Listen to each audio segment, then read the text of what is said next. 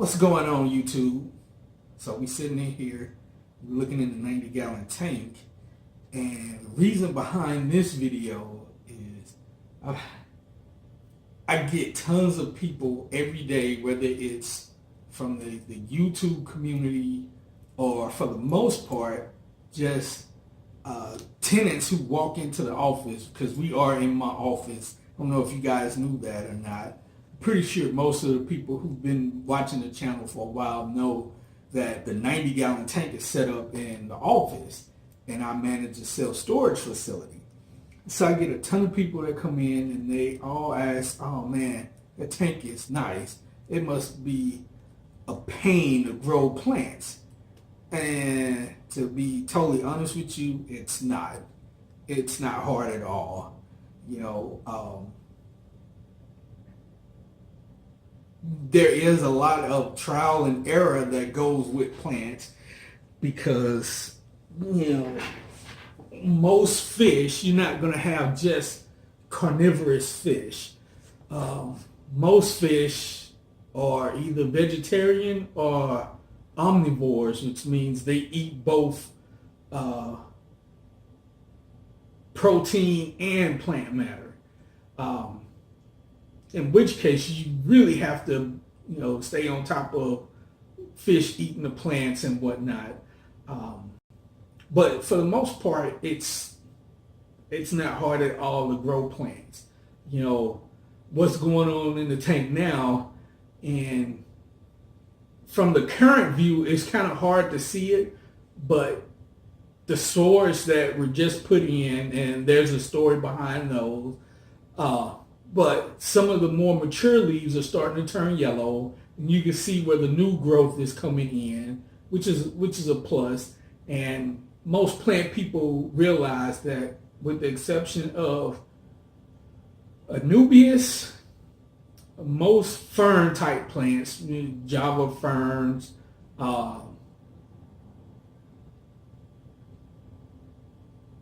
and just about all mosses, whenever you pull a plant out of one substrate and stick it in another, even if it's in the same house, you're going to have some melt, some melt back is going to occur. And that's just, the circle of life. So with that being said, I'm going to grab the camera and we're going to get up close and personal in this tank so you can see what's going on here. So, sorry for the... So, going to zoom out a little bit and you can see where this one got some yellowing going on in the leaves, but you can also see a ton of new growth in there. We got the red melon swords, the dwarf sage is starting to take off. I started with about 5 pieces, and as of right now, I haven't gotten in here and counted, but it looks to be somewhere around maybe 20 or so. We got some yellowing in the leaves there, but we also got some new growth coming in back there. Got some new growth there. So the most important thing about plants, one, to know how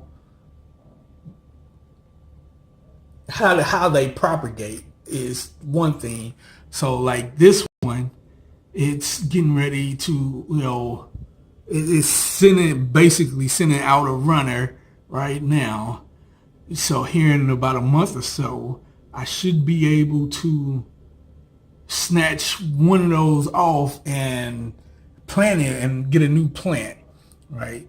So that's typically how swords, sometimes you might see them flower and they drop a seed and then a new plant will grow from that. But typically swords, you get runners like that grow, sometimes they grow horizontally, but for the most part, you see them start to grow vertically. And then other plants like these guys and like my little patch of S. repens here, and even the jungle valves, their runners grow underneath, and then you see like right here, perfect example. As you can see, if I can get this guy to get out of the way, but you can see right in there the runner, and there's the new plant. So that's what's going on with that. And then one of the easiest plants to grow is Anubias, and they come in all shapes, sizes, not so much colors because they all gonna pretty much be green, but Anubias is pretty fail-safe. I mean, short of just not having any light on the tank at all, the Anubias will grow. And you never bury the rhizome. That's that part right in there. You never bury that, and it just keeps growing and growing and growing. A lot has to do with the substrate, and you see sand, but underneath that sand is, oh man, about 1.5 inches of,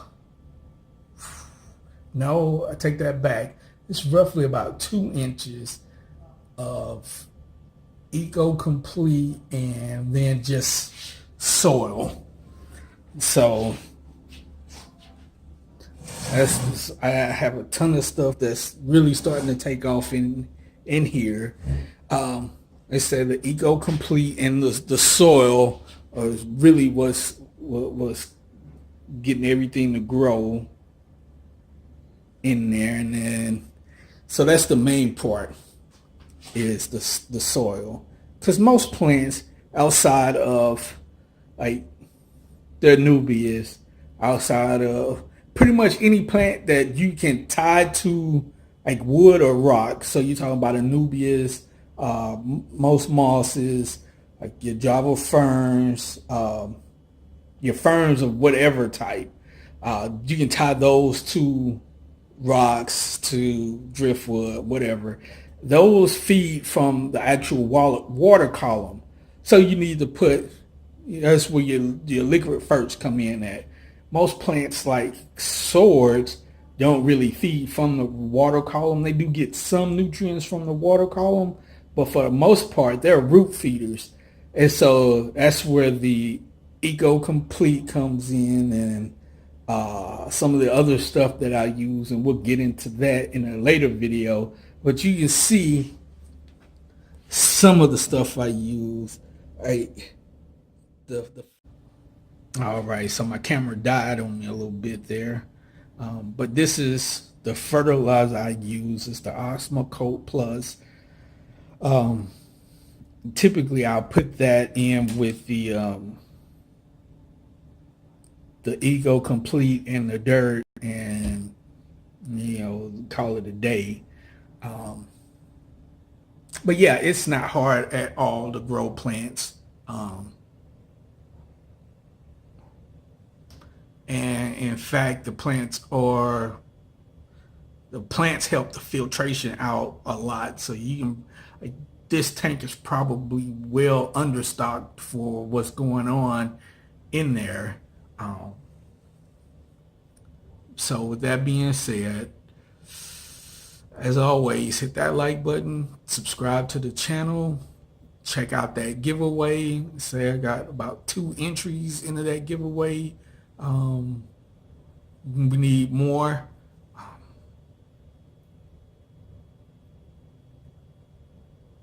And yeah, that's it. Till next time, we'll talk to you all later.